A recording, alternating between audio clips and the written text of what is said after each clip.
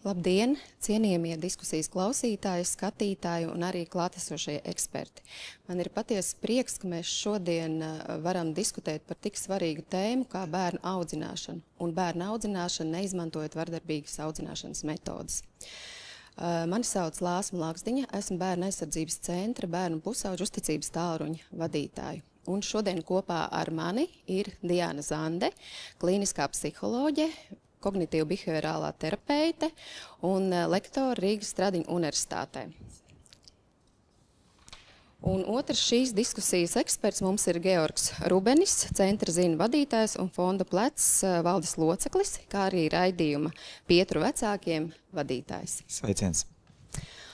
Un kā jau mēs zinām, kad mums piedzimst bērni, mums līdzi nedod ne instrukcijas, ne grāmatas par to, kā būs audzināt bērnu un kā izvēlēties pareizākās metodas, lai šī audzināšana būtu cieņpilna ar izpratni. Es pieņemu, ka ļoti daudz vecāku to arī zina un izmanto, bet tomēr ir vēl daudziem vecākiem apjukums, apmulsums par to, kā būtu pareizi to darīt. Un arī šodien es vēlētos padalīties ar nelieliem statistikas datiem no bērnu pusauģu uzticības tālruņa, kur mēs ikdienā saņemam arī zvanus no vecākiem un no bērniem. Un 2024. gadā mums zvanīja ap 1000 vecākiem, kuri jautāja par to, kā labāk un veiksmīgāk audzināt bērnus, kuras būtu tās labākās metodes. Un arī mums zvanīja 1397 bērni, kuri, diemžēl, mums arī jautāja par to, kā viņiem rīkoties, ja viņi piedzīvo emocionālo, fizisko vardarbību ģimenēs. Līdz ar to, man liekas, šī tēma ir ļoti aktuāla un diskusija ir tieši laikā, lai vecāki gūtu varbūt tādu labāku izpratni un no mūsu šīs dienas ekspertiem varbūt arī kādas praktiskas ieteikumus un zināšanas jaunas, par kurām varbūt vecākiem līdz šim nav bijusi tāda apkopota un pieejama informācija. Tātad, mūsu mērķis ir atbildēt uz jūsu jautājumiem, kurus jūs arī mums esat iesūtījuši. Un šis jautājumu loks ir diezgan plašs, un pirms mēs atbildam uz šiem jautājumiem, es vēlētos arī jautāt varbūt ekspertiem, kā tas ir mūsdienās audzināt bērnus, kad ir tik daudz informācijas un kā izvēlēties varbūt atbilstošāko? Jā, kā tad ir audzināt bērnus, vai ne? Tas ir mesties nezināmajā, un tas ir katras dienas ir mūsdienas, vai ne? Tad, kad jūsu vecāki audzināja jūs, tad viņi nezināja, kā to darīt. Un tagad jūs iespējams nezināt, kā to darīt. Un iespējams, ka tas, kas atšķir šī brīža vecāks no iepriekšējām paudzēm, ir tas, ka ir ārkārtīgi liels informācijas blāķis, un jums, diemžēl, nav zināšanu izvērtēt, kas ir derīgā informācija un kas nav derīgā informācija. To, protams, mēs speciālisti. Bet es domāju, tas ir pats galvenais izaicinājums šobrīd, ka vecāki, tā kā tādi vējrādītāji, mēģina mesties visos virzienos, lai izdarītu pareizi, lai nekļūdītos, un rezultātā zaudē savu paša tādu autentisko pieeju. Kā tad es miedarbošos ar savu bērnu? Kas šim bērniņam šajā brīdī, šajā situācijā ir vajadzīgs? Ko es varu izdarīt, lai tā miedarbība, vai tas moments ir labāks, vai vienkārši nesačakarēt to, arī tas, un galu galā, kā arī sev piedot to, ka mēs pieļaujam kļūdas. Man ir 5 bērni, un es pilnīgi noteikti esmu atvainojusies visiem bērniem par tām kļūdām, kuras es izdarīju nezināšanas, nevarēšanas, un arī dažreiz slinkuma dēļ. Ja? Un tā ir normalitāte. Mēs darām kļūdas, un jūs arī kļūdīsieties, un tas ir cilvēcīgi. Bet galvenais nemēģināt, manuprāt, nemēģināt būt pareiziem vai atbilst kādam ideālam standartam, jo tāda vienkārši nav. Bērnus var audzināt ārkārtīgi daudz dažādos veidos un izaudzināt laimīgus. Jā, paldies, Diana, šis bija ļoti vērtīgi, un tad vecāki arī reizēm gadās kļūdīties, tas nozīmē, ka tā ir norma.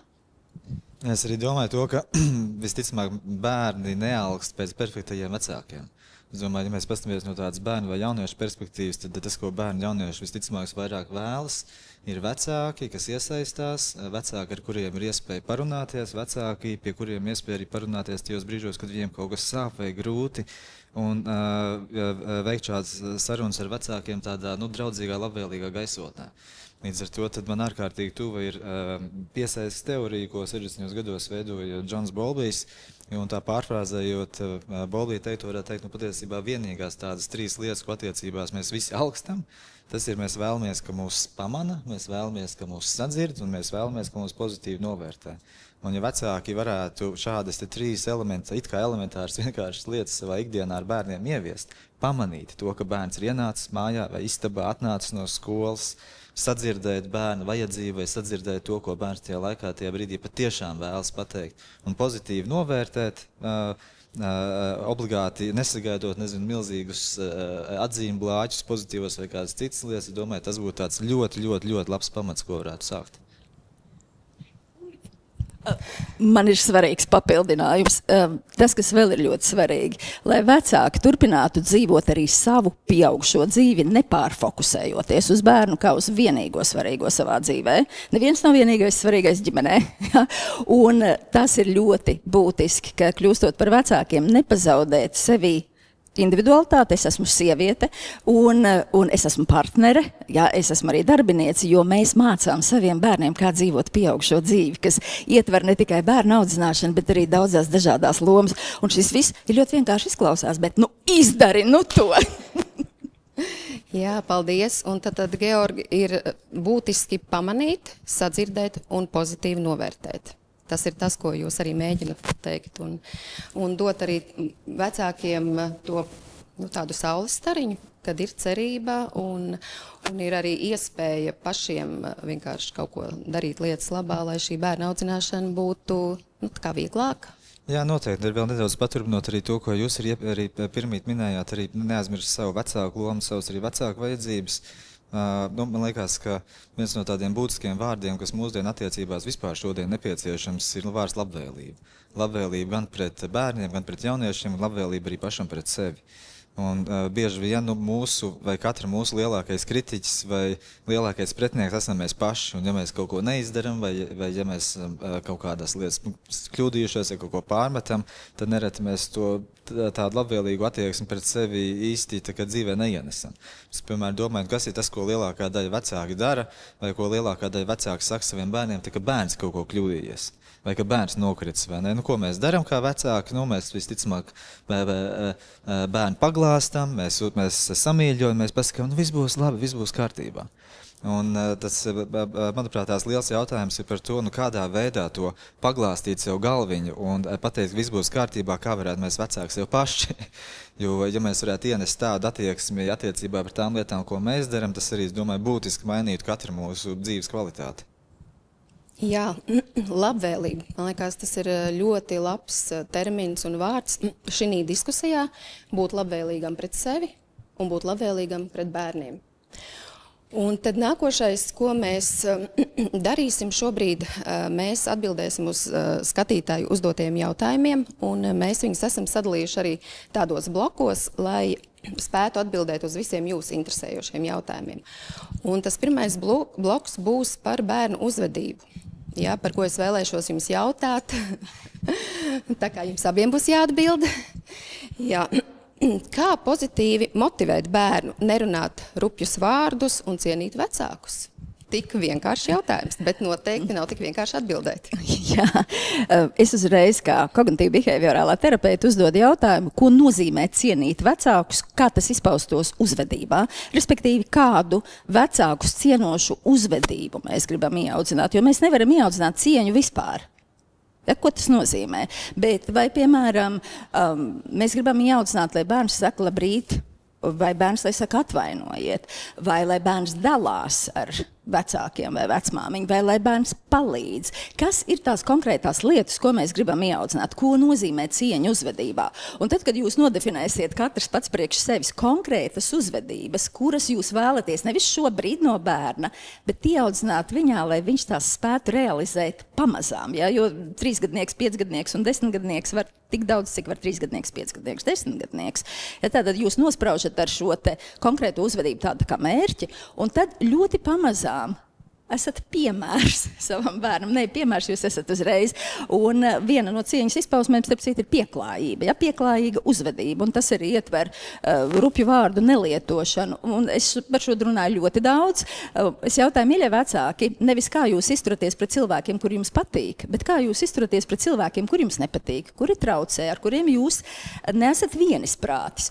Un ja tajā brīdī ir klāt bērns, kad jūs, piemēram, pīpināt, ja, vai saucat to cilvēku, kas jums priekšā brauc un neuzsāk laikus pie, varbūt pie kustība pie zaļās gaismas, ja jūs viņu saucat par idiotu, tad ir pilnīgi normāli, ka jūs bērns runās šiem vārdiem.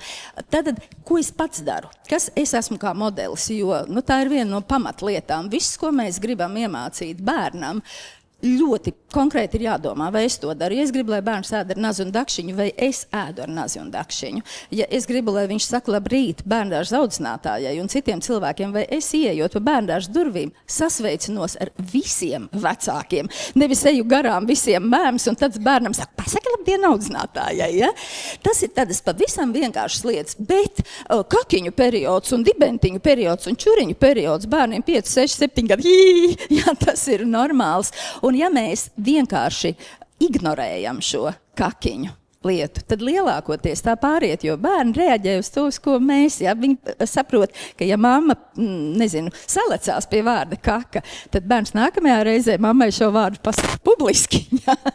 Un tad mamma pavisam salecās, un bērnam ir skaidrs, ka šis vārdiņš ir iedarbīgs, ja? Bet ja jūs sākotnēji ignorējat šos vārdus, visticamāk, ja bērnam nav kādas varbūt uzvedības sarežģījumi vai papildus problemātika, tad visticamāk viņš nelietos šo vārdu. Pamēģiniet, ja viņš pasaka vārdu bumbieris un jūs salacaties, viņš drīz lietos vārdu bumbieris. Ja? Un, starp citu, tā ir vēl viena laba lieta, ka tad, kad mazie bērni ir dusmīgi, viņi saka visstiprāko, ko var pateikt, un tad viņš saka, tu esi kaka, es tevi nemīlu. Ja? Atcerieties, jūs esat kaka šajā brīdī, nevis vispār. Un viņš jūs nemīl šajā brīdī, nevis vispār. Un spējiet to izturēt. Un tad jūs varat teikt tā, ka tu šobrīd pateici tādu vārdu, kas man nepatīk, tad, kad tu esi ļoti dusmīgs vai nemīli mani, labāk saki, ka tu man nepatīc.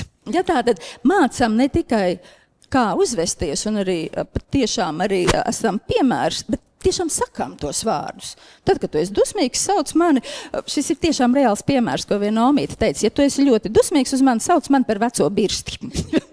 Un tajā ir arī humors, ja, piemēram, 10-gadniekiem, 12-gadniekiem, viņam vajag stiprus vārdus. Lai man sauc mazbērns par veco birsti, jo es labi saprotu, ka es tā neesmu. Bet tas dara tikai emocionāli noturīgiem cilvēkiem. Tā. Jā, paldies, Diana. Tad es saprotu, ka svarīgi būtu pašam kā piemēram un arī darīt tās lietas un rādīt un teikt, ja mēs novērojam, ja kad bērns varbūt mēģina atkārtot. Mēs mācam viņam varbūt pareizi, kā to darīt. Un kā Georgi? Jā, es gribēju vēl papilnāt arī par to piemēru, par to piemēru rādīšanu. Un nedaudz palīdzies arī pats ar savu dzīves pieredzi. Aizdītajā nedēļā mūžībā devās mans mammas tēvs, vectētiņš, kad 95 gadu vecumā, un tad arī pagājušajā nedēļā vēl tā papildu grendējos arī kādās atmiņās un arī pārdomāju. Un īstenībā jā, ka mans vecais tēvs manā dzīvē bija tāds cilvēks, kurš rādīja piemēru ar savu dzīvi, ar saviem darbiem, un no viņš ir viens no tiem cilvēkiem, no kuriem esmu visvairāk savā dzīvē iemācījies, bet tieši nevis ar kaut kādām lekcijām un pamācījošiem stāstiņiem to, kā tagad rīkoties un darīt, bet ar to piemēru rādīšanu. Un tas ir kaut kas, kas arī tagad pieaugušo dzīvē, dzīvojot, un ir pilnīgi tāda skaidra sajūta pārliecība, ka ir daudz vērtības, daudz kaut kādas lietas, kuras es turpinu tagad nest sevī, ir tikai pateicoties tam, ka man bija cilvēks, kas man rādīja piemēru ar savu darbu un savu rīcību. Un vēl viena lieta arī, ko diezgan daudz domāju, par arī tādām spējām izturēt dažādas spriedzes attiecībās. Un te es labprāt atsauktos uz katoļu mūku un meditācijas skolotāju Richardu Roru, kuram daudz grāmatas tulkots arī latviešu valodā. Un vienā no savām grāmatām viņš raksta tā, ka viņš atklās 2 noslēpumus, kas var palīdzēt veidot labas attiecības. Un viņš raksta, ka šis pirmais noslēpums ir tāds. Ja tu vēlies ar cilvēkiem labas attiecības, pirmkārt, regulāri labi izgulies. Un otrais noslēpums viņš saka, ja tu vēlies labas attiecības ar cilvēkiem līdzās, regulāri paēd. Jo mums tās liekas tāds ārkārtīgi vienkāršas lietas, bet ja mēs kroniski neizguļamies, ja mēs neesam atpūtušies, ja mēs neesam pēduši, tad mūsu apziņa mainās. Tad mēs mēdzam uzvilkties ātrāk, mēs varam būt aizkaitinātāki, mēs varam emocionālāk reaģēt nekādas nepieciešamas un tā tālāk. Tagad tādas, ja mēs tiešām savā dzīvē gribam arī ienest cita veida to attiecību dinamiku līdz cilvēkiem, tad ir jāparūpēs par savām bāzes, pamata tām fizioloģiskām vajadzībām. Un ja mēs to varam, tad bieži vien arī tajā situācijā, ka tā 11-12-gadīgais pusaudzis arī saka to stingro vārdu, vēl kaut ko, tad arī mūsu kā vecāka reakcija būs pilnīgi cita. Jā, paldies. Man likās ļoti būtiski pieminēt arī šīs bāzes vajadzības. Jā, ja cilvēks ir atpūties, paēdis un apmierinājis šīs savas fiziskās vajadzības, tad arī mēs būsim daudz mierīgāki un emocionāli noturīgāki. Un tad mēs varam turpināt ar jautājumiem. Kā jūs teiktu, Diana, kā iemācīt pateicību laikmetā, kad bērniem šķiet nekā netrūkst? Jā, mēs turpinām par mācīšanos, un Alberts Mandūri izveidoja sociālās iemācīšanās teoriju, jā, un mēs mācāmies novērojot viņa hrestomātiskais pētījums ar Lēli Bobo, kur audzinātāji ejot garām Lēlei uzsit, un bērni arī sāk to darīt.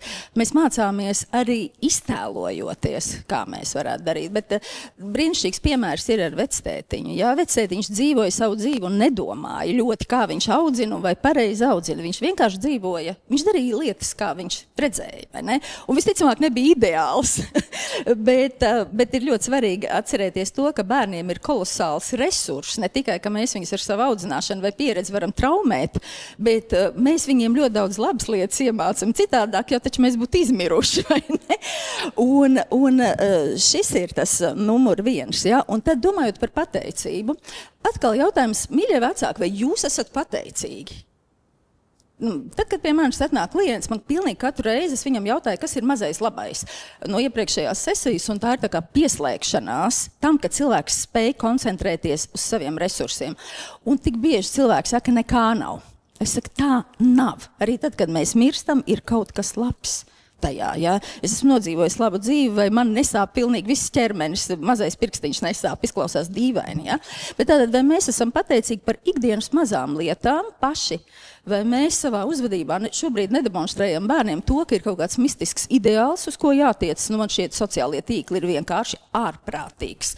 Tāds pātrinātājs šajā ziņā, ka mēs nevis dzīvojam to, kas mums ir, un esam patiesībā pateicīgi, ka es esmu vesela, es esmu pēdusi, man ir kur dzīvot, man nav kara, bērns iet skolā, urā, šorīt es savu bērnu varēju pamodināt normāli, un ja tie vēl ir 3 bērni, un ja vēl 5, vai šodien es izturēju to, ka man bērns teica, es tevi ienīstu. Un es viņam teicu, jā, es saprotu, ka tev ir vecā birste, jā. Es saprotu, ka tev ir ļoti grūti, bet es saprotu, ka tev šobrīd ir ļoti grūti. Man žēl, ka tu jūti tik spēcīgas emocijas, ja. Bet tātad, ja mēs fiksējam mazās lietas un reāls mazās lietas, par ko būt pateicīgiem, jā, mums it kā izskatās, ka ļoti viegli šeit ir runāt, jā, jo mēs esam mobilizējušies, mums arī ir par ko būt pateicīgiem, par spīti tam, ka notiek dzīvē grūtības. Tātad, vai jūs esat pateicīgi viens? Otrs, es esmu absolūti pret šo bērnu nemitīgu apdāvināšanu jau no pirmās dzimšanas dienas, kurās ir lēkājumie kalniņi, milzīgas tortes, uguņošana un tā tālāk. Tas, ka mēs varam bērnam iedot visu, nenozīmē, ka viņam to vajag. Patiesībā mazāk ir vairāk. Ja? Mazāk pārstimulācijas, izjust to rotaļu vai to laiku kopā. Ja? Un padomājiet par šo, vai nav tā, ka varbūt jūs savas iespējas, kas jums ir, iedodat bērnam nevis laikā, esot kopā kvalitatīvi un darot kaut ko foršu kopā, bet ka jūs tās iedodat dažādās rotaļlietās pārmērīgās, dažādos notikumos, kļūstat par tā kā klauniem priekš bērna. Un ja man klaunāde un rotaļu veikals ir nemitīgi mājās katru dienu, tad kāpēc es par to būtu pateicīgs? No kurienes? Tā ir mana normalitāte. Ja? Tad tiešām vienkārši lieta, samazinām šo te apdāvināšanu, šo te bērna aplaimošanu, pat ja jūs ir pilnīgi visas iespējas Jo tas pieder pie audzināšanas, dod tik, cik vajag. Lai cik veselīgs būtu lasis, ja jūs bērnam izbarot dienā 2 kg lašas, tas būtu slikti. Ja? Tā apmēram, tas tāds pavisam vienkāršs paņēmiens. Jā, es arī varu piedāvāt tādu vienkāršu vingrinājumu vai eksperimentu, ko, dargie vecāki, kas klausties, jūs varat 2 nedēļas pamēģināt. Tas vingrinājums nāk no centra zina vecāku izglītības programmas un saucās augšā lejā opapā.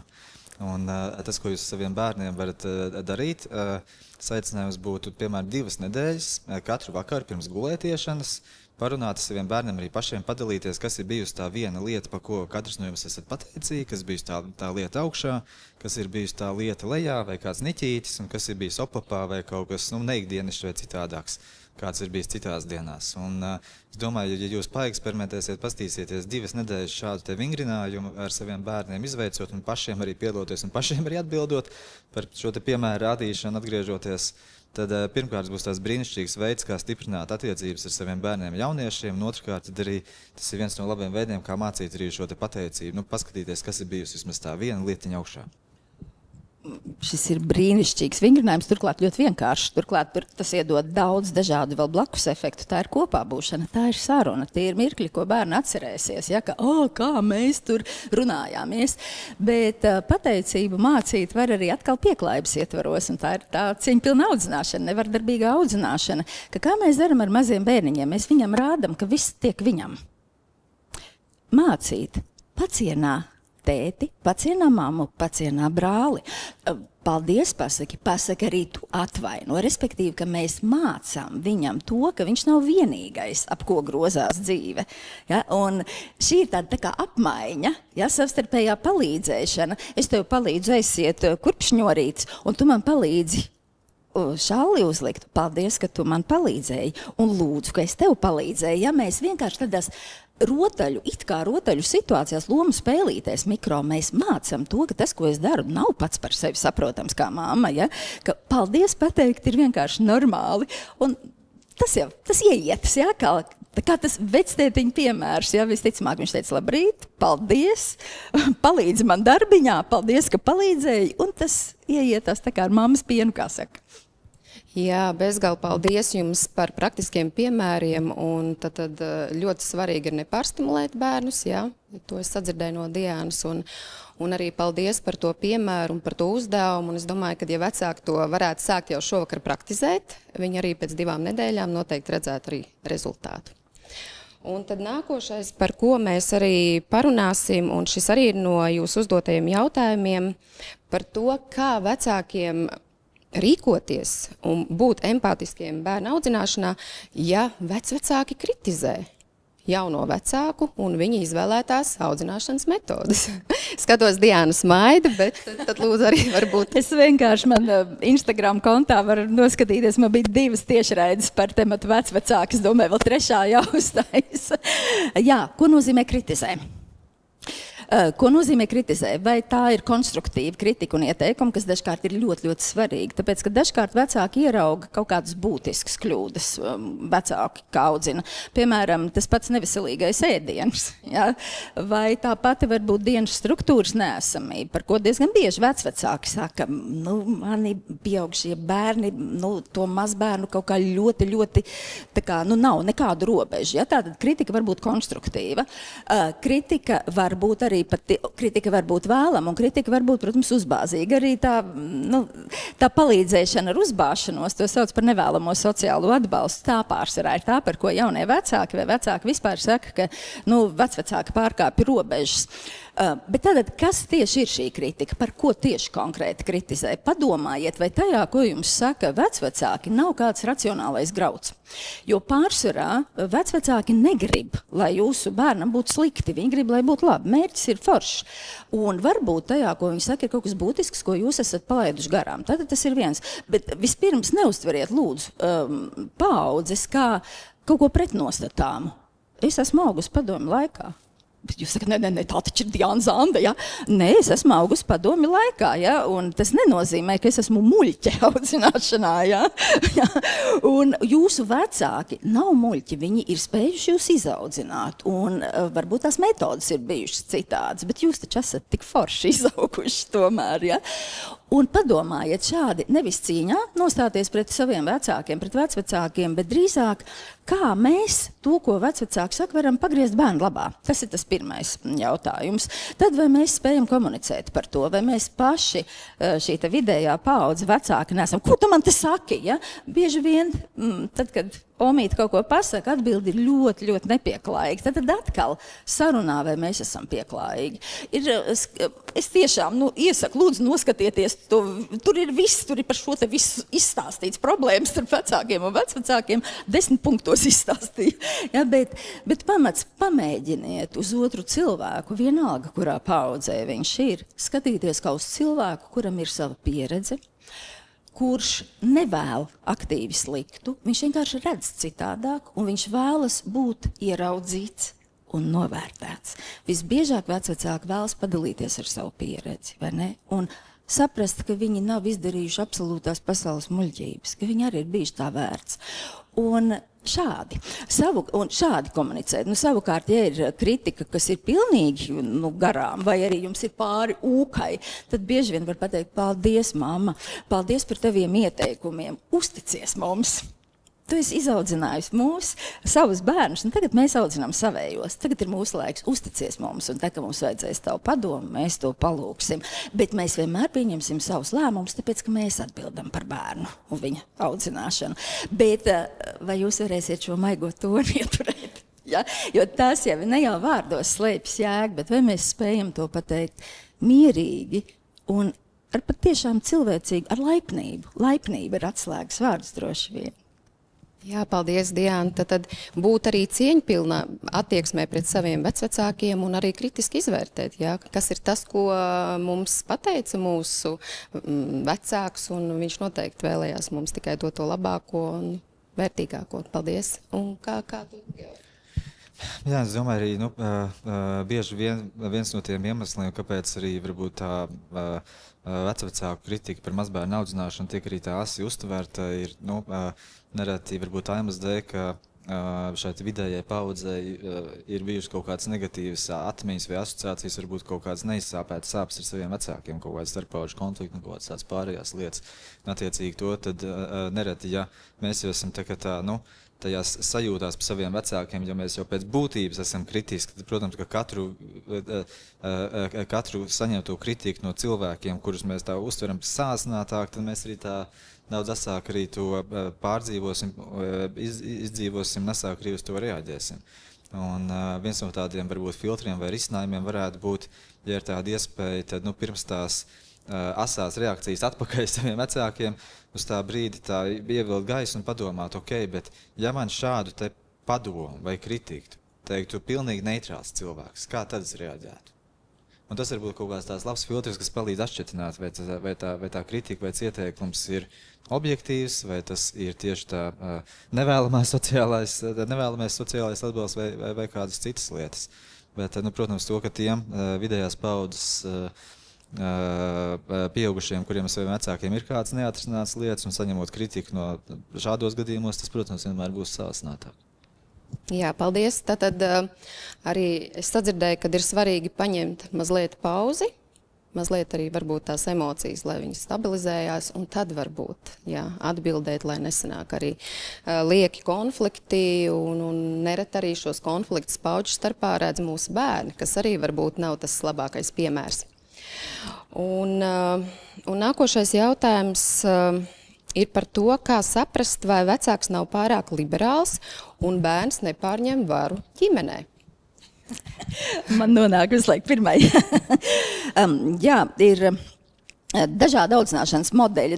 Mēs te varam iestrēgt un runāt ļoti ilgi par katru mazo jautājumu, bet diezgan bieži ģimenēs valda tāds uzvarētājs zaudētāja modelis, kurā ir tā pamata ideja, ka ir vai nu vecāki ir kā uzvarētāji visās situācijās un bērns kā zaudētājs, tad tas ir man ir taisnība un ir jādara tā, kā es teicu.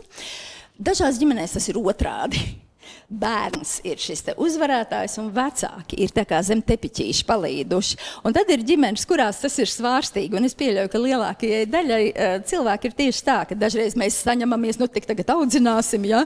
Un tad mums ir audzināšanas lēkmes, un tad mēs cenšamies kaut ko panākt.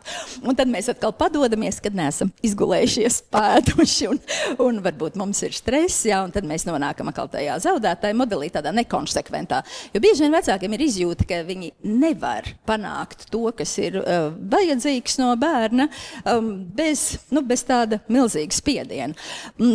Tas, kas droši vien ir svarīgi vispār, jebkurā jomā, pirms mēs pieņemam kādu lēmumu, ir drusku jāpaņem šī pauze un jāpadomā, kāds ir mans mērķis šai iedarbībai, ko es gribu panākt. Ja? Un tad arī skatīties, ka uzvara, nevajag skatīties kā uz uzvaru. Vienkārši dažreiz man ir jāpanāk, ka bērns sakārto šo plauktiņu. Man tas ir jāpanāk, nevis jāsarunā ar viņu, ja? Kā man mamma saka, ar divgadnieku, es ar viņu sarunāju. Es gribētu redzēt to divgadnieku, ar kuru visu var sarunāt. Ja? Ar mani nevar sarunāt. Ar divgadnieku var sarunāt to, ko viņš grib. Tad, kad viņš ir labā omā, ja? Bet tiklīdz kāds viens no punktiem nerealizējas, tā viss tas nogāžās gar zemi.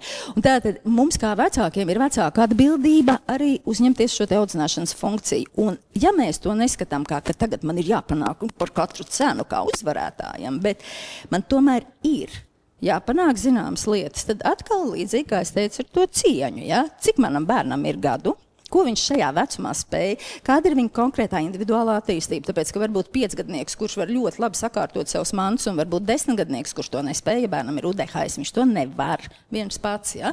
Tātad, kas ir tie mazie mērķīši, mazie noteikumi, uz kuriem es pastāvu, bet kuri bērnam ir zināmi? Ja? Ka tas nav tā, šodien man noteikumi ir tādi, un rīt ir šādi. Ja?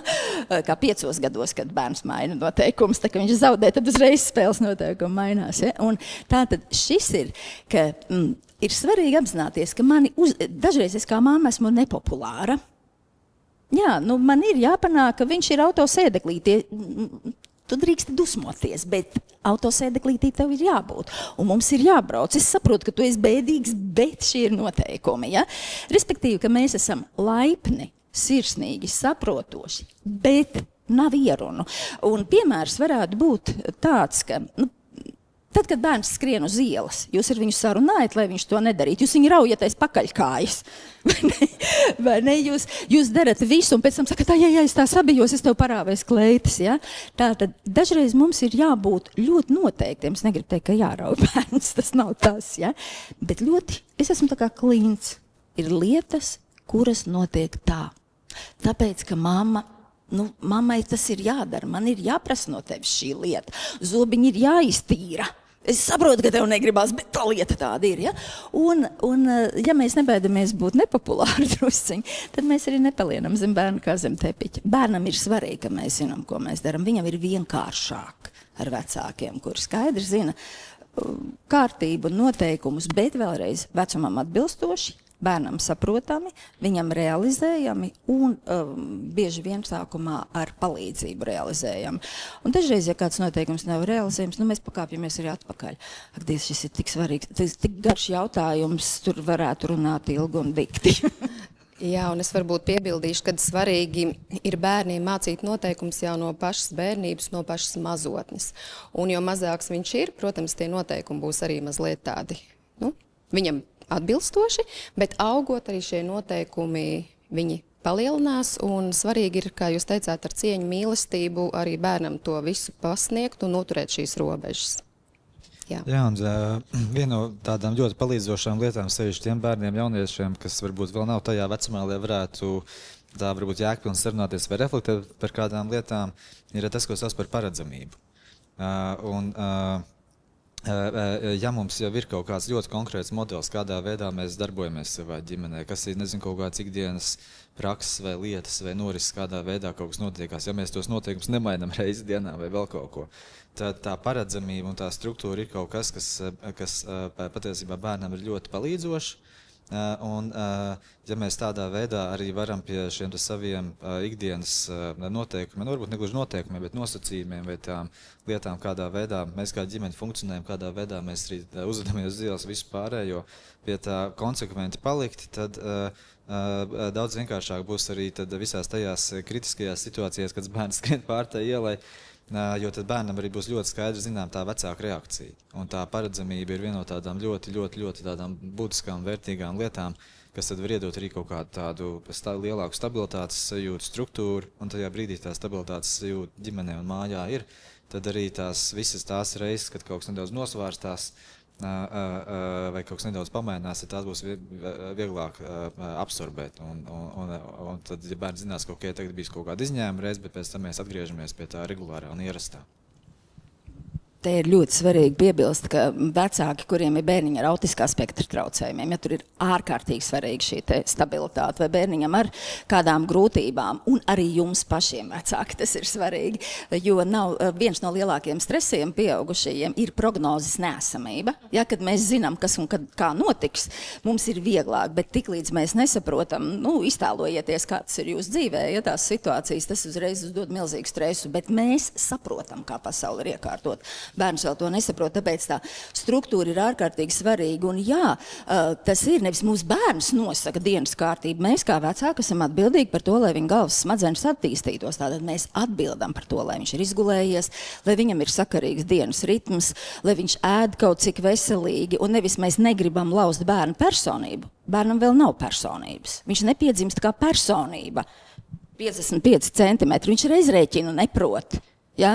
Lai viņš kļūtu par personību, tas ir izaugsmes process, nav zīdaiņu personības traucējumi. Ja? Un jūs nevis laužat bērniņu, tad, kad jūs viņu liekat šajos vecumam atbilstošajos, drošajos rāmjos, jeb tādā aplociņā, ja? Bet jūs viņam palīdzat iegūt drošību, skaidrību, paredzamību, paļaušanos uz jums, un tad viņš tur var ņemties un attīstīties un dažreiz pārbaudīt. Vai tas aplociņš joprojām uz vietas? Jā, paldies par atbildi. Un tad no Georga teiktā es saprotu, arī ir ļoti svarīga šī paredzamība. Jā, un situācijās, kas varbūt būs mazliet izgājušas no ierastā režīma, tad tas būs tas, ko bērns jau būs iemācījies, un viņš zinās, kā reaģēt un rīkoties. Un tad varbūt no varas ģimenē mēs pārējām pie jautājuma par vardarbību. Jā, un tad arī skatītāji ir uzdevuši jautājumu, kā rīkoties, kad bērns ir vardarbīgs ģimenē pret vecākiem. Kā jūs atbildētu? Jā, vienmēr ir jautājums atkal, ko nozīmē vardarbīgs un cik vecs ir bērns, vai viņam ir kādi traucējumi. Respektīvi ir jāzina bilde, ja? Tāpēc, ka, piemēram, 2-gadnieks sit mammai, tā ir normalitāte. Ja? Viņš nevar pateikt, viņš sit, viņš plēšais matiem arī starp citu bērndārza biedrus. Ja? Viņš ir nevis neaudzināts un nepieklājīgs, bet viņš netiek galā ar spēcīgām emocijām, un tad viņš liek lietā ķermeni. Un tad tomēr ir viens vecums, kurā bērns spēj saprast, ka slikti ir sist vai būt rupji. Un atkal te ir jāstāsta, kāds ir bērna vecums, jo viena lieta ir, kā mēs runāsim ar 6-gadīgu bērnu, un viena lieta ir, kā mēs jau runāsim ar 12-gadīgu. Bet jebkurā gadījumā vienmēr ir ļoti skaidri jāpasaka, man šis nepatīk. Tad padomājiet, māmas, kad 2-gadnieks jums iesit, ko jūs sakat, nedari tā. Tātad, principā, jūs sakat, kā man tas patīk, ja? Tāpēc, ka jūs sakat, nedari, bet vai ne, bet ķermeniski jūs viņam sakat, ka jums šitas te tīri labi patīk. Ja mamītei sāp, ja? Jūs parādat bieži vien, ka tā ir rotaļa. Jo kā tad es bērnam pateikšu, šito nedrīkst. Bet patiesībā arī 2-gadniekam ir teikt, stop. Un es esmu ļoti nopietna. Es mīlu to bērnu, bet es pasaku ļoti skaidri, šito ne. Es tad attiešu mazu brītiņu. Un jā, tu biji sabijies, un tāpēc tu man nezinu, iesiti, vai tu biji sadusmojies, un tāpēc tu spēri, jo kam tad vēl citam, ja ne tam, ar ko jūtas visdrošāk mammai vai tētim. Ja? Bet tātad Ja tas jau ir pusaudzis, tad ir jautājums, kad tas sākās, jo visticamāk šī te vardarbība, kā jūs saucat, tā nesākās vienā dienā. Un vispār par emocionālo, fizisko un citu veidu vardarbību runāt tad, kad upuris nav spējīgs aizstāvēties. Es domāju, ka pieaugušie vispār ir spējīgi aizstāvēties. Tātad viņi nav bezpalīdzīgi pret 5-gadnieku. Jā, mans 5-gadnieks īsti nevar būt vardarbīgs, viņš var uzvesties neatbilstoši vecumam vai kaut kādām sociālajām normām. Un šeit ir patiešām ļoti grūti atbildēt konkrēti, jo nav konkrēta situācija, bet pirmais ir, vai bērns ir emocijās spilgtās, tad viņš vienmēr var uzvesties nesavākt impulsīvi, starp citu pieaugušiem mēs taču tāpat, vai ne? Vai ne? To vajadzētu saprast, kā mēs, kad strīdamies ar partneriem, mums tur iet spalvas pa gaisu, vai ne? Tikai mēs verbalizējam, bet bērns bliež vaļā. Jā, vai tas ir kāds spilgts emocionāls pārdzīvojums, kura dēļ bērns šādi reaģē? Vai tas ir kaut kas, kas ir pieaudzis pamazām un attīstījies? Vai tas ir saistīts ar kādu attīstības traucējumu vai veselības stāvokli vai varbūt kādu psihotraumu, respektīvi, ar ko šis ir saistīts? Un mums patiesībā jānovāc ir tas cēlonis, jo ja mēs vienam bērnam, kuru skolā, piemēram, kuram dara pāri, bet viņš mājās nāks un iekaustīs māsu vai mammai lamāsies vai tētim pretīm, ja mēs nenovāksim to cēloni, mēs te varam pieklājīgu audzināšanu izvērst līdz baltām pelītēm, nekas nenotiks. Tātad, kas ir cēlonis? Risinam to. Jā, bet vēl pirms cēloņa arī jūs minējāt, vai ne to stop, un īstenībā tā brīnišķīga arī lieta, brīnišķīgs vingrinājums, ko arī būtu vērts darīt arī mums pašiem, mūsu savstarpējās cilvēciskās attiecībās. Veikt žestu kopā, pasakot kādu vārdu. Piemēram, tajā brīdī, ja bērns kaut ko dara, tad ļoti stingri roku stop, man nepatīk. Un pēc tam tajā brīdī, un pēc tam atkal var paiet kaut kādu pauzi, un tad mēs varam tālāk griezties pie tā mēģināt uztaustīt, saprast, vai nekas varētu būt par to cēloni. Bet ja mēs tieši negribam izskaust to tāda veida reakcijas un rīcības un darbības, tad tā ir tāda brīnišķīga lieta, ko darīt. Ar no savas pieredzes padalīties, tas ir kaut kas, ko es arī ar savu meitu mēs praktizējam. Tagad manai meitai 14, un viņai nepatīk tas, ka es viņu kutinu, un tad viņa arī dažkārt aizvien arī tagad saka, viņa saka, nē, stop, tēti, man nepatīk. Un bērns arī iemācās tādā veidā reaģēt uz tām kaut kādām situācijām, kad kaut kādas tādas nepatīkamas lietas tiek darītas. Mēs ar savu vecāku pieredzi mēs parādām priekšā, kā rīkoties šādās situācijās. Mums ir identiska situācija, mums arī meita, jo es esmu jaudīga, bet stop, bet mums ģimenē bija tā, tieši ar meitu jaunāko sarunāts, ka tad, kad viņa bija dusmīga, tāds ātrais izšņāciens, jo patiesībā tas ir ļoti līdzīgs izbļāvienam, vai ne? Jo mums jau tad, kad mēs esam uzvilkšies, mums vajag to zibeni izlādēt. Un nereti tas gadās, ka vecāki uzbļauj bērnam, vai bērns uzbļauj vecākiem, vai parauj bērnu, respektīvi uzvedas tā, kā pēc tam nožēlo. Un bērns jau arī nožēlo no kaut kāda vecuma. Bet tad ir atļautās dusmu izlādes, un tas vai tas var ļoti forši strādāt kā tāda rotaļa. Tas ir ātrs, īs, un tvaiks ir izlaists ārā. Bet šo, protams, var tikai tajās ģimenēs, kurās pamatā attiecības ir ar uzticēšanos. Ja, tas nevar būt tur, kur bērns ir iebaidīts, ja, vai nejūtas droši, tur nekāda šņākšana nepalīdzēs. Jā, paldies par atbildēm. Un tas, man liekas, ko svarīgi ir akcentēt, kad bērns ir mazs un mēs mēģinam viņam kaut ko iemācīt, tad tiešām padomāt par to, kā mēs paužam šo verbālo aizliegumu un kāda ir mūsu ķermeniskā reakcija, jo viss tas, ko mēs paužam bērnam, viņš to nolasīs. Un tas būs tas, ko viņš arī pēc tam būs iemācījies un nesīs arī citās vidēs, kur viņš pēc tam dosies. Piemēram, bērndārs, skola vai draugi. Un nākošā sadaļa, ko vecāki vēlas uzzināt no mūsu šīs dienas ekspertiem, kā panākt, ka bērns ievēro un izpilda ikdienas rutīnas darbības, piemēram, gulētiešana, mājas darbu pildīšana, jā. Kā panākt, lai viņš klausā, piedodiet, bet pēc būtības ir, ja? Kā panākt, lai viņš klausa, kā panākt, lai viņš ievēro, kā panākt, lai beidzot viņš uzvedas normāli. Iekšēji apmēram šādi mēs kā vecāki jūtamies. Ja? Kā vienkārši panākt, lai notiek normālas parastas lietas. Ja? Jo, vai ne? Tā ir pārsvarā, jo tad, kad vecāki saka, kā kaut ko panākt, viņi ir nevis tajā pirmajā stadijā, kad viņi vēl tikai sāk mēģināt, lai bērns sakārto, bet viņi jau ir nonākuši līdz tam, ka neizdodas. Atkal visvienkāršākais ir to sākt ļoti agrīni. Ja? Jo ātrāk sāksim, jo mēs vienkārši to ieviešam kā rutīnu. Nu, piemēram, zobu tīrīšana. Ja mēs bērnam sākam ļoti agri, viņš pierod, ka zobus tīra vai kājas mazgā, vai, nezinu, matu sistēmē, vai gultu klāji. Ja? Vai paldies saka pēc ēdienreizēm, vai vismaz somā, teiksim, atnākot mājās noliek somu un tās grāmatiņas izņem ārā, nevis vienkārši nomet kaut kur, vai vecmāmiņa varbūt to somu nes. Tātad panākšana vienmēr ir tad, kad mēs no laika gala domājam, ko mēs gribam ieaudzināt, kādas mazās uzvedības, tas paklausības uzvedības, jā, paklausības uzvedības, noteikumu, nosacījumu uzvedības mēs gribam iemācīt, un tad mēs tās daram kopā ar bērnu vispirms. Te ir jāatsauc uz Ļevu Vigotski, jā, un uz viņš šī te tuvējās attīstības zona. Bērns var kopā ar pieaugušo, un tad bērns var pats. Un mēs nevaram no bērns, uz bērns var pats aizliegt tā momentā, ja viņam vajag šo te pieaugušo. Un te ir tas, ka mantu sakārtošana ir nevis ideāli sakārtotas mantas, bet, piemēram, 5-gadniekam, 7-gadniekam, ja viņam ir visas mantas samestas grozā, viss tas ir ideāli sakārtots. Man gribās, lai viņam visi lācīši ir pēc lieluma, ja? Nu, ja? Ja vispār bērns viss šādi te kārto pēc lielumu, tad es teiktu, tāpat ir tāda drīzāk nelaba pazīme, ja? Jā, vai tad dažas lietas, pakārt mēteli atnākot mājās, vai mēs paši pakaram. Ja es gribu, lai bērns aiznes savu krūzīti, vai es pats nesu krūzīti. Mamma var, vai ne? Vecāki drīkst. Vecāki drīkst nesakārtot, vecākiem drīkst dot bardaks, ja, un tad bērns tagad cietumnieks. Tātad maz uzdevumu un strādājam uz izdošanos. Tas ir, piedodiet, kā suņu treniņā. Ja? Strādājam uz izdošanos. Mūsu meitai UDHS, mans vīrs vienkārši bija ideāls šai ziņā. Viņš iegāja viņas absolūti ārprātīgi, nekārtīgajā istabā un teica, vai, tu esi sakārtojis zīmuļus?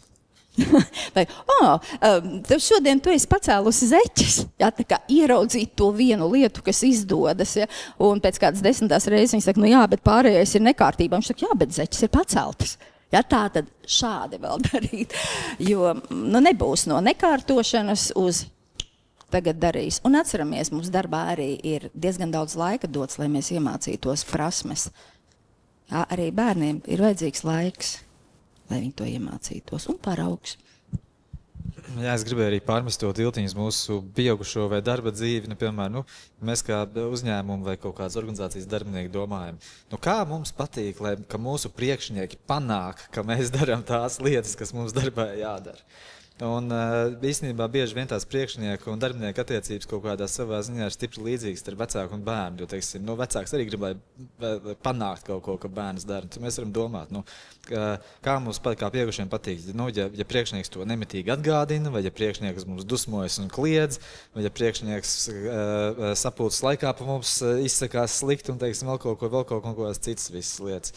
Tad bērns īstenībā jūtās kā tāds darbinieks, tās darba ņēmējs bieži vien šajās situācijās. Mēs varam padomāt, bet kas būtu tie instrumenti veidi, kas arī mani kā pieaugušo motivētu kaut ko darīt, būt, nezinu, cītīgākam, kārtīgākam, vēl kaut ko. Un visticamāk, ka tās lietas, kas arī mums kā pieaugušo mudinās un motivēs tās darīt, visticamāk, tās arī vislabāk darbosies mūsu bērniem. Ka tur būs vai ne arī kaut kāda tā cilvēcība un tā labvēlība, un arī tas vai ne par to mazo lietu novērtēšanu un arī tā pateicības praksa un arī tās visas lietas. Jo tajā brīdī, ja pie mums atnāk priekšnieks un saka tā, tagad no rītdienas mēs sākam darīt tā, un tam visam jābūt perfekti, visticamāk lielākā daļa no mums pieaugušiem mēs būsim stresā, šokā, būs visas iespējamās pretestības, būs sūdzēšanās kolēģiem, draugiem, kaimiņiem, visiem pārējiem un zvanīsim uz bērnu aizsardzības centru, teiksim, ka par mums kā darbiniekam uzvedās slikti. Jā, paldies par atbildēm, un tad man liekas svarīgi ir paņemt arī no šīm atbildēm, kad novērtēt, ja bērns ir izdarījis arī to mazumiņu, un arī varbūt neteikt, jā, lai viņš uzreiz sakārto visu to istabu, un lai viņi ir perfektā kārtībā, bet tiešām iedot pa tādām mazām daļām, varbūt ar ko viņam sākt, bet tas arī atkarīgs, es piekrītu Dienai, no vecuma posma, jā, un jo mazāks bērns, piemēram, arī tādam, kas vēl pamperi nesā, jā, mēs varam palūkt, ka viņš var paņemt to pamperu un aiznest un izmest. Jā. Tās ir tās sīkās lietiņas, ar kurām varbūt mēs varam sākt. jā, arī domājot par šo jautājumu, ko jūs uzdevāt. Nākošais jautājums ir varbūt ne tik ļoti saistīts ar bērniem, bet man liekas svarīgs priekš vecākiem. Jā, kā saglabāt šo savu emocionālo stāvokli, stabilitāti un resursus, lai tu pie bērna un bērna audzināšanā būtu tāds pilnvērtīgs, emocionāli stabils. Un arī tad ir jautājumi par to, kā atrast kvalitatīvu laiku ar katru no bērniem, ja ģimenē ir vairāk bērni. Ja? Un kā rīkoties brīžos, kad šie spēki izsīkst. Jā, varbūt varat padalīties. 3 milzīgi jautājumi, un atkal ir tāds brīnuma gaidas, ja, kā panākt to, ka es būšu ar bērniem, un es būšu emocionāli piepildīta vai piepildīts, un man viss ies no rokas. Tātad, principā, dzīve ietver grūtības. Vecāku dzīve ietver papildus slodzi. Nu, kā mēs varam gribēt, lai mums piedzimst 1., 2., 3. bērns, un mums viss kļūst tikai vieglāk. Ja? Tātad, tā audzināšana, tas darbs, tas uzliek papildus slodzi. Un numur 1, absolūts numur 1 ir rūpes par savām fizioloģiskajām vajadzībām. Miegs, gaiss, kustība, siltums, sausums, paēšana, seks, starp citu, arī kā brīnišķīgs izlādes paņēmiens, ja, kā atjaunošanās resursi. Tātad parūpēties par sevi, jo no tukša trauka, te nav neviena tukša glāze, bet es bieži tā to tukšo glāzi cilāju šādi, nevar iedot. Tas nenozīmē, ka mēs sevi uzliekam pāri pa bērnu. Atceramies, nevienas ģimenē nav vienīgais svarīgais, ja, bet ir, lai es varu parūpēties par kādu, man ir jābūt ar resursu. Un tā ir pieauguša cilvēka atbildība. Jā, es zinu, ka jums ir ļoti daudz uzkrauts, viss kaut kas, bet es ieteiktu neko nedarīt uz miega rēķina. Man bieži to prasa, kā tu, Diana, var izdarīt visu, ko tu dari. Es saku, neko nedaru uz miega rēķina. Un guļu daudz, bet intensīvi strādāju. Tad tas ir viens. Tad nākamais, atkal ir ļoti dažādi vecāki. Ir vecāki, kuriem ir trauksmes traucējumi, ir vecāki, kuriem ir depresija, ir vecāki, kuriem varbūt ir kādas citas veselības problēmas, vai attiecību problēmas, vai finansiālās problēmas, respektīvi resursu daudzums. Un jo mums ir vairāk resursu, un jo mēs prasmīgāk tos izmantojam, jo, protams, mēs varam būt atslābušāki audzinot bērnus, pat ja kādam no bērniem ir kādas grūtības, jo mums pašiem ir mazāk resursu, jo mēs ātrāk tos iztērējam. Un tad ir, kas ir jūsu aizmugure, kas ir kāds cilvēks, kas jums var palīdzēt. Nenonieciniet mazu palīdzību. Palīdzības lūkšana ir atbildības un tāds pieauguši cilvēku problēma risināšanas prasmi rādītājs. Ja? Mums nevajag izdarīt visu pašiem un tad sabrukt, ja? Ko mēs mācam bērniem ar šo. Tātad, kā mēs varam palūgt atbildību? Ko es varu nedarīt? Diana Zandes viens no aforismiem teicieniem, lai aizaug māja ar ķērpjiem. Ja? Tas nav svarīgi zīdaiņiem. Ja? Nav svarīgi. Tā kā, ko var nedarīt, to nedarīt. Nesakot kaut kādiem ideālajiem priekšstatiem par skaisto, pareizo, brīnišķīgo dzīvi ar bērniem ar lokām un baltajiem šifoniem, ja? Kas ir Instagram. Kura no tām mamām pamostas ar tām lokām? Neviena. Ja? Ja, tātad novācam idealizētos priekšstatus, pieņemam savu dzīvi tādu, kāda tā ir, un domājam, kā es varu pēc iespējas veselīgāk iziet cauri šim dzīves posmam, sevišķi ir vairāk mazi bērni. Man ir 5 bērni un pāriešu uz kvalitatīvo laiku. Es esmu mācījusies pusgadu, mēs mācījāmies ar vīru, īpašais laiks ar bērniem. Reizi nedēļā mēs izreaģējām savas grūtības rotaļāties ar bērniem. Tas nav tā vienkārši apsēdies un spēlējies, ja? Jo tas ir grūti. Un tātad īpašais laiks nevajag veselu dienu zoodārzā garlaicībā, kur jūs ejat skatoties telefonā, nevajag. Paņemiet stundu, izdarot kaut ko, kas patīk bērnam kopā. Un atkal līdzīgi, kā Georgs jau teica, ja tas ir prognozējams laiks, tas vienmēr strādā labāk. Ka, piemēram, vecākais bērns zina, ka pirmdienā 7 vakarā no 7 līdz 8 vai sākumā ar pusstundu sāciet, jo stundu jūs neizturēsiet. Ja? Tas ir laiks ar vecāko bērnu. Pārējie bērni ir novākti no trases. Ja? Ka tātad mamma vai tētis ir absolūti divatā. Man neviens netraucē. Es neskatos internetā, tajā laikā nevēru zupu, tas ir vienīgais, kas man šobrīd ir. Ja, tas ir, jo bērns atcerēsies šo, ka viņam ir bijis šis absolūti tāds laiks, kā viņš būtu vienīgais pasaulē. Un tas, kas jums ir jādara, jums nav jādara nekas briesmīgi daudz, vienkārši interesējieties par to, kas interesē bērnu. Ārpēc, bet viņš man stāsta par datorspēlēm. Jā, īpašajā laikā es interesējos par to, parādi, kāda tā spēle ir. Ko tu tur dari? Šaut ir slikti, jā, šaut ir slikti. Kā tas ir, ka tu tur skraidi šaudams? Kā tas ir tev? Mēs izpētam viņa dzīvi, ja mēs aizejam ciemos pie viņa, un viņš šo atcerēsies. Tad nākamais, šis ir mūsu ģimenē. Man ir vesels 5 minūtes laika, ko tu gribi, lai mēs darām? Tas bija glābiņš ar 5 bērniem. Man ir veselas 5 minūtes laika.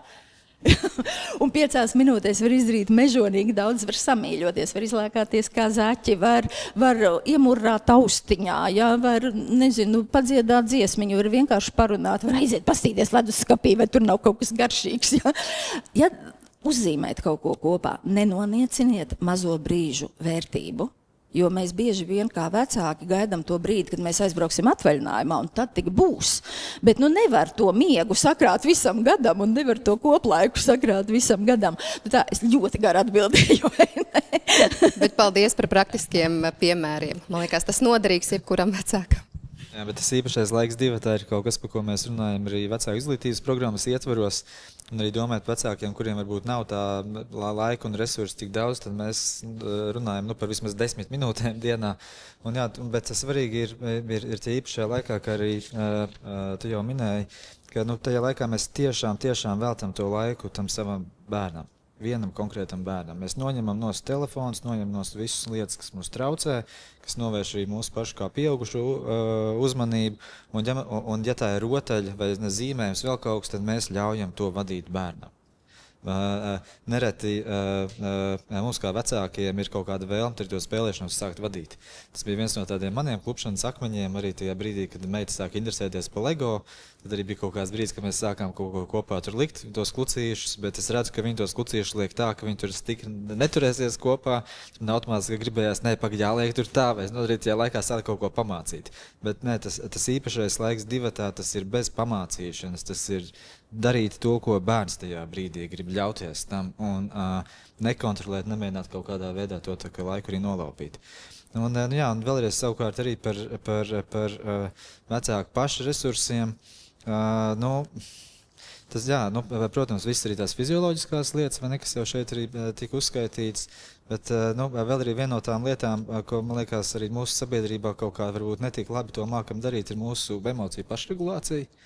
Un bieži vien viena no tām lietām, kas mums liek justies slikti, ir tas, ka mēs jau esam uzkrājuši varbūt kaut kādas emocijas, nemākam tās emocijas kaut kādā jēgpilni novadīt, tad tās kādreiz eksplodē kādos strīdos vai vēl kaut ko. Bet šeit viens no tādām izcilākām lietām, ko patiesībā mēs varam darīt, aiziet vai uz kādu sporta spēli fanu sektorā, kur iespējams no sirds izkliegties vai izbļauties. Mums ir pietiekoši aktīva kultūras dzīve, rokkoncerti vai dziesmu svētku laiku, arī dziedāt līdzi ar balsi, izdziedāt arī visas tās emocijas, visu pārējo. Un, protams, labi ir kādreiz aiziet uz teātri izrādi, arī ļaut iejusties arī visā tajā procesā, kas teātri izrādē notiek. Bet kādreiz tā, ka tāda emociju izlādē labāks patiesībā ir sliktās teātri izrādes, jo sliktās teātri izrādēs skatītājiem emocijas patiesākas. Tā kā ar to emociju, un ja mēs varam kaut kādā veidā to visu uzkrāto, tā kā no sevis tādā veselīgā veidā izlādēt, tad es īstenībā vienā brīdī mēs varam pamanīt, ka tas vairs mūsu ikdienā nemok tik ļoti, nenosloga, un ja mēs nedarbojamies paši kā sevi emociju korķi, kaut kādā brīdī mēs varam pamanīt to, ka mums ir parādās kaut kāds vairāk spēka, resursu, enerģijas, kuras mēs varam veltīt kaut kam citam, tā skaitā arī īpašam laikam divatā ar saviem bērniem. Jā, paldies par atbildēm un svarīgi, tiešām saprast, kad neuzkrāt ikdienā arī pašam vecākam var būt šīs emocijas un kādas negatīvās lietas, un viņas arī diezgan laicīgi izreaģēt. Un man liekas, paldies arī Dianai par šiem praktiskajiem piemēriem un ieteikumiem, un tiešām varbūt, ja ir vecāki, kuriem pat nav šīs varbūt 15-10 minūtes dienas laikā, tad neaizmirsīsim, kad ir vakara laiks, un mēs noteikti visi liekam bērnus gulēt vai vismaz pie viņiem aizejam, un arī šo laiku var izmantot kā kvalitatīvu pavadīto laiku, lai parunātu ar bērnu, uzzināt, tās 3 labās lietas, kas bērnam ir notikušas, un varbūt 3 netika labās, un tā kā ir daudz un dažādas metodas un paņēmieni, un paldies arī ekspertiem, ka dalties ar praktiskajām lietām.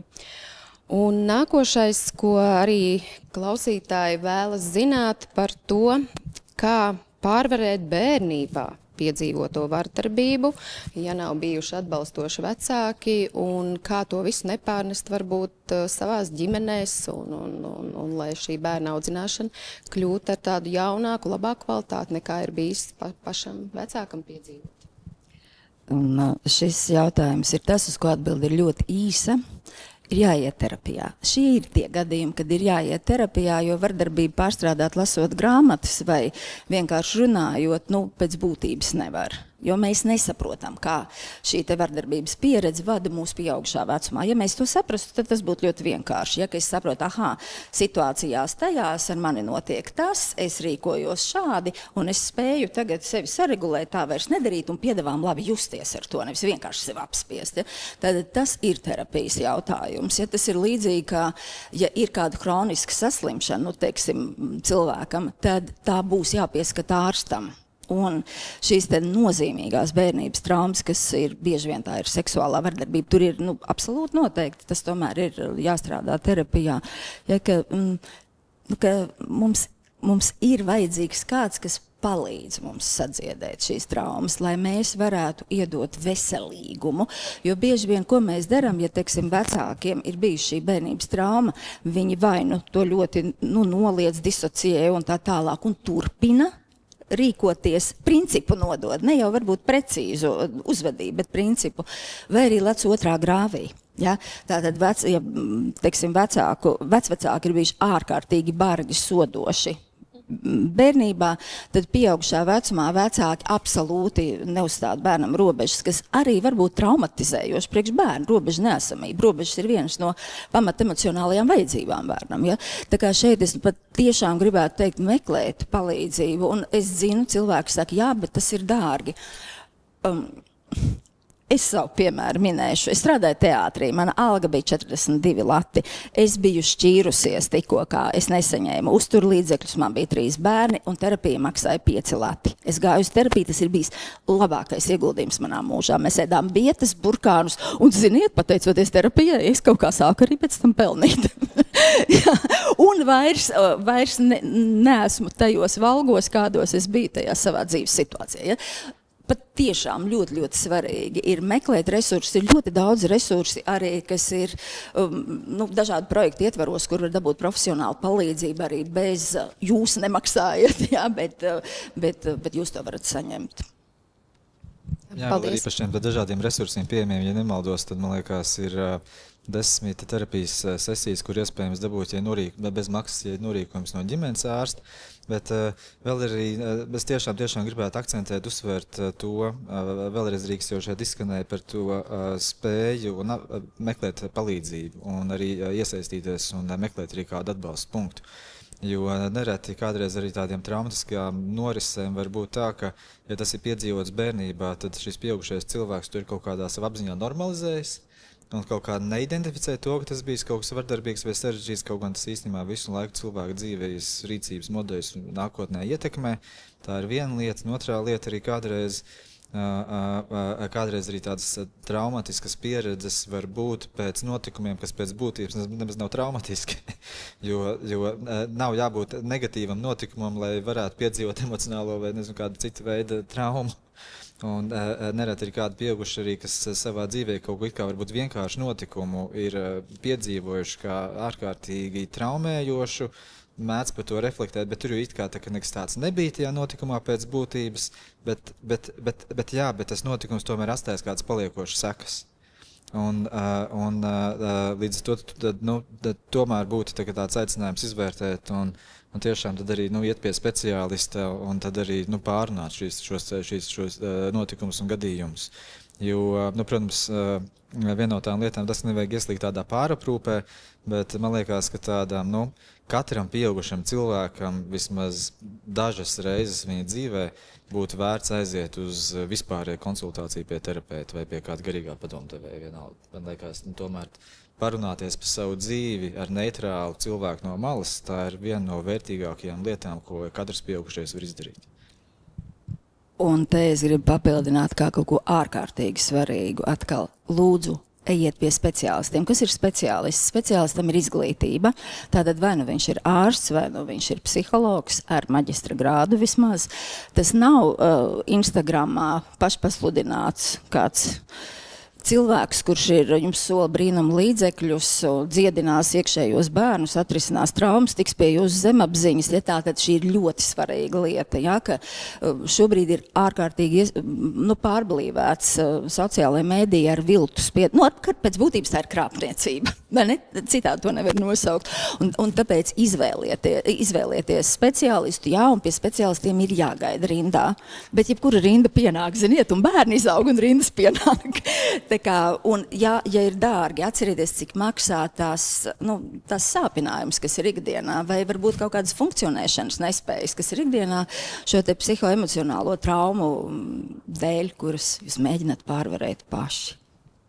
Jā, paldies ekspertiem. Īsti man nebūs ko piebilst, jo es pilnībā piekrītu, jā, kad ir jādodās pie speciālistiem, lai risinātu savas piedzīvotās vardarbības pieredzes un traumas bērnībā, jā, lai mēs to nepārnestam un neintegrējam ikdienā, kad mēs paši audzinām un vēlamies arī audzināt savādāk savus bērnus.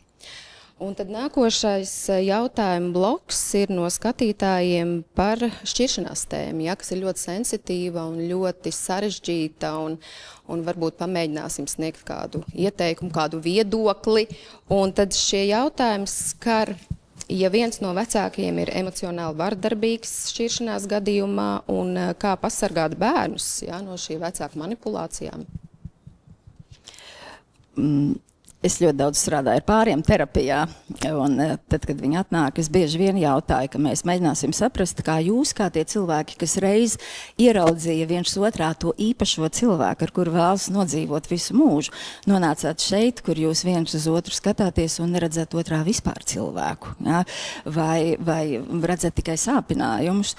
Un pie šķiršanās pārsvarā šī ir tā problemātika, ka šķiras nevis divi pieauguši cilvēki, bet šķiras divi ārkārtīgi ievainoti, sāpināti cilvēki, kur principā vairs nespēja tā kā skaidri, kognitīvā funkcija ir, varētu teikt, nomākt kā pie iemīlēšanās, tā pie šķiršanās, pie spēcīgām emocijām. Un tad šādā situācijā no vienas puses ir pilnīgi saprotams tas, ko jūs kā cilvēki izjūtat. Tas ir saprotams, un jūs drīkstat izjust visu, ko jūs jūtat. Bet jūs nekādā gadījumā nedrīkstat to izjust uz savu bērnu rēķina.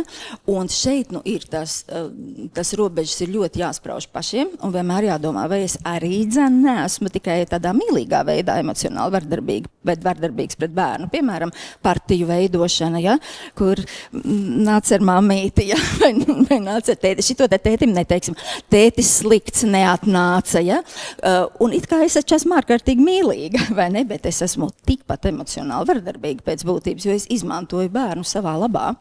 Tad vispirms pieskatām sevi, jo vienīgais cilvēks, ko mēs reāli varam ietekmēt, esmu es. Tātad, ko es daru šajā situācijā? Vai es neesmu nekorekts, vardarbīga, manipulatīva. Nākamais, ja tas tomēr ir otrs cilvēks, tad viena no lietām ir uzrunāt atkal ļoti skaidri. Šis jau pieminētais stop, šādi nē.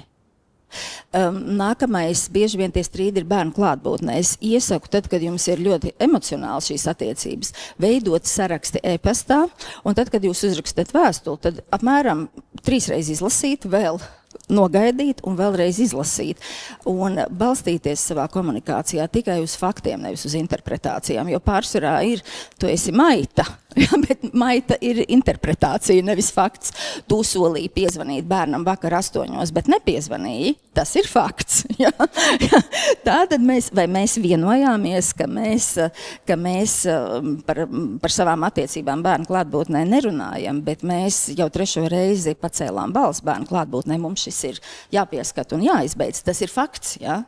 Bet ar tevi nav iespējams sarunāties, interpretācija. Šis jau ir, es jau kā terapeits jau sāku, ja?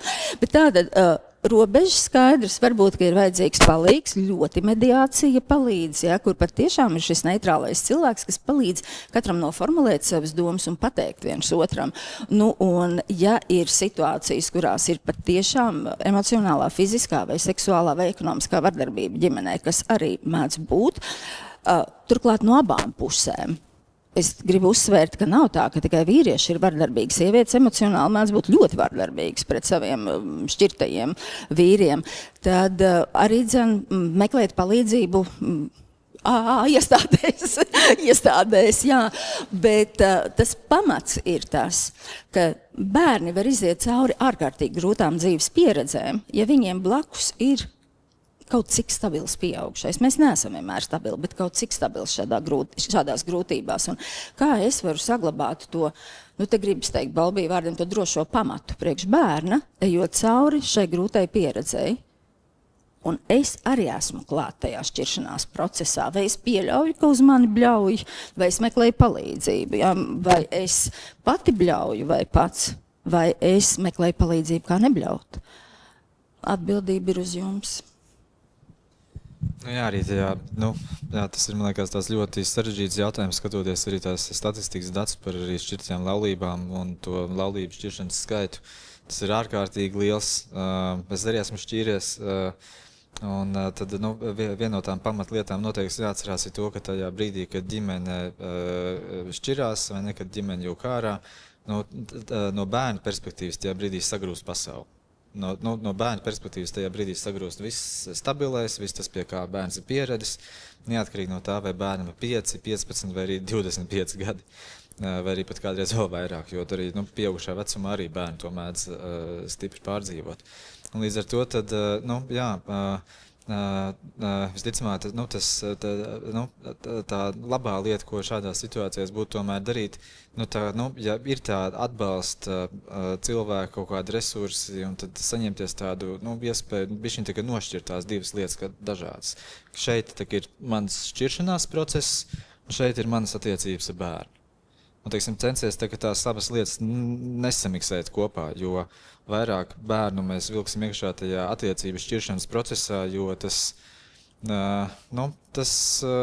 vienkārši būs neefektīvāk, un tas būs daudz, varbūt, traumatiskāk gan mums pašiem, gan arī bērnam. Bet, tomēr nodalīt tās divas lietas. Saprast to, ka, labi, tad šeit ir viens cilvēks, kādu brīdi, vai ne, tiešām kognitīviem traucējumiem mīlēja un vispārējais un tā tālāk. Un tagad kognitīviem traucējumiem no tā cilvēka cenšos tikt pēc iespējas ātrāk vaļā, vai ne, vai nezinu vēl kaut kas cits. Bet, tas ir atsevišķa lieta. Jo, ja mēs to saliekam visu kopā, tad tas nebūs, ērti, jauki, labvēlīgi ne pret mums pašiem, ne pret partneri, ne arī pret bērnu. Un ir vēl viena ļoti svarīga lieta, kas ir jānodala. Tad, kad pāris šķiras vīrietis un sieviete, šķiras pāris, bet viņi nešķiras kā vecāki. Tātad tas ir bieži vien tas komplicētais, kas sajūg atkal kopā tas rasols. Ja? Tātad mēs kā vīrietis un sievieti viens otram gribam rīkli pārgriezt. Un labi, bet es kā mamma un tētis, mums ir pat tiešām bērnu labā jāstrādā, jā, un tad tas ir uzturlīdzekļi, tas ir kopā pavadītais laiks, tas ir nerunāt, neveidot lojalitātes konfliktu bērnam, respektīvi nestāstīt par otru no pusēm sliktu, saglabāt attiecības ar vecvecākiem, kas arī bieži vien bērnam arī šis pazūd, ja, kur, tās ieroči, kādās draud viens otram, vīrieši tomēr biežāk izmanto šīs ekonomiskās sviras, es tev nedošu naudu, un sievietes vairāk es tev nedošu bērnu, ja? Un rezultātā cieši bērns. Tātad es kā mamma un tētis ar šo vīrieti esmu saistīta uz visu mūžu. Un šis vīrietis ar mani arī dzen. Un tas, laikam, ir tas grūtais. Bet tomēr mēģināt nodalīt. Jā, tad nodalīt. Tad, kad mēs vispār nodalām lietas, kas tad te īsti notiek, nevis rasols, bet kur ir gurķītis, kur ir zirnītis, kur ir kartupelītis, mums kļūst skaidrāk, jo ar rasolu vienmēr ir pārāk grūti tikt galā. Tad pats svarīgākais ir nodalīt, ja? Nodalīt mūsu šķiršanās procesu no tā, kā mēs pēc tam dalīsim pienākums kā vecāki par mūsu bērnu. Un varbūt es vēl gribētu pajautāt, kā jūs teiktu, kā runāt ar bērnu. Ja vecāki ir nolēmuši šķirties, un viņi, iespējams to dara mierīgi, varbūt ne tik mierīgi, bet kā mums paziņot kā vecākiem bērniem šo faktu, lai tas būtu mazāk traumējoši un varbūt tā saudzējoši priekš bērnu, kā jūs Diana teikt? Atkal šis izriet ļoti no katra individuālā bērniņa, no viņa, no ļoti daudz dažādiem aspektiem. Un te nebūs viena tāda schēma, bet optimāla schēma ir, ka to dara abi vecāki kopā. Tātad abiem ir viens stāsts. Abi divi ir vienojušies par to, ko runā, un stāsta par šo lietu, par šo faktu šķiršanās runā bērnam saprotamā veidā. Un, lai to varētu izdarīt, es iesaku parasti uzrakstīt scenāriju, uzrakstīt, ko mēs gribam pateikt, un tad kārtīgi izlasīt, vai šo sapratīs, teiksim, 5-gadīgs bērns, vai šo sapratīs 12-gadīgs bērns, kurš ir satraukumā. 12-gadīgam bērnam es pasaku, mēs šķiramies, un viņš vienkārši pārstāja mūs dzirdēt. Jā, tātad arī ar to jārēķinās, ka tur var būt ļoti daudz emociju, un mums kā pieaugušiem ir jāiztur šis. Tātad gan vieta, laiks, telpa, mūsu pašu resursi, un to nevajadzētu vilkt garumā, jo bērns nevis zina, kas notiek ģimenē, bet viņš jūt, ka kaut kas ir galīgi garām, ja, ka kaut kas te jau zūd, un viņa uzvedība noteikti mainās. Tad vēlreiz par visām lietām, kas skar bērnu, ir jārunā, un jārunā vecumam atbilstošā veidā. Tas droši vien ir tas pats svarīgākais, un ir jābūt gataviem ļoti emocionālām bērnu reakcijām, vai arī tieši otrādi kā nekādai ārējai reakcijai. Un ka šis fakta paziņošana, tas ir savā ziņā starts kaut kādam procesam, kas notiks ar bērnu, un jums būs jābūt ļoti gataviem atbalstīt bērnu, paralēli tam, ka jūs balstat paši sevi. Jā, un arī ļoti būtiski arī tajā turpmākajā procesā arī to šķiršanās tēmu netabuizēt. Un nepadarīt to par kaut kā tādu tumšo nepārnājamo ģimenes noslēpumu, bet īstenībā varbūt pat kaut kādu zinām laiku pie tās tēmas atgriezties ar bērnu, to pārunāt un, teiksim, par to runāt atkal un atkal. Jo tajā brīdī, ja mēs paši uzliekam kā vecāki tam šķiršanās notikumam tādu melno priekšautu, tad patiesībā bērnam īstenībā vienā brīdī vairs nav nevienas pieaugušais, ko par to parunāties. Jo vecāki tagad saka, ka par to negrib runāt vai izvairās no tās tēmas. Un, protams, arī, es teiktu arī tādā manā vērtējumā par šķiršanās procesiem ir tas, ka, ja bērns arī vienīgais iemesls, kāpēc ģimene grib palikt kopā, tas nav labs iemesls. Jo tad jautājums ir, kas tas, ko mēs bērnam iemācam? Mēs bērnam iemācam veidot tādas viltus attiecības, vai mēs bērnam iemācam samierināties kaut kādiem vardarbības elementiem attiecību, pieaugušo attiecībās, un bērns to uztver kā normu vai kā tādu pašsaprotamu lietu. Un ja bērns pats pēc tam kaut ko piedzīvo līdzīgi savās attiecībās, tad tas liekas arī pašsaprotam nemeklē palīdzību. Bet līdz ar to, es domāju, ka arī mēs kā vecāki gribam saviem bērniem nodot piemēru, ko nozīmē veselīgas, foršas, labas attiecības, tad, ja mēs esam nonākuši tajā brīdī, ka šīs attiecības vairs nav iespējams, tad tomēr, ok, tad tas ir jādara, jo labāk ir tā, ka tad bērns dzīvo izpratnē par to, kas ir laba attiecība pieredze, nevis nemitīgi ikdienā saskarās ar negatīvām pieaugušu attiecībām. Jā. Paldies mūsu ekspertiem, un ar šo sāpīgo un netik vieglo tēmu mēs arī šīs dienas diskusiju varēsim noslēgt, un es esmu bezgalīgi pateicīga jums par šiem ieteikumiem un praktiskajiem uzdevumiem mūsu vecākiem, kuri var jau no šī vakara vai no šīs dienas kopā ar saviem bērniem sākt viņus praktizēt. Tā kā paldies jums, kad bijāt kopā ar mums un dalījāties savā pieredzē. Un tas, ko es gribu teikt, kad izvēlēties audzināt bērnus bez vardarbības, tā ir pieaugušā izvēle. Un novēlu, lai jums šis posms, process ir pēc iespējas cieņpilnāks, jo tas, kā mēs audzināsim mūsu bērnus, tāda būs mūsu sabiedrība nākotnē. Paldies un paldies ekspertiem!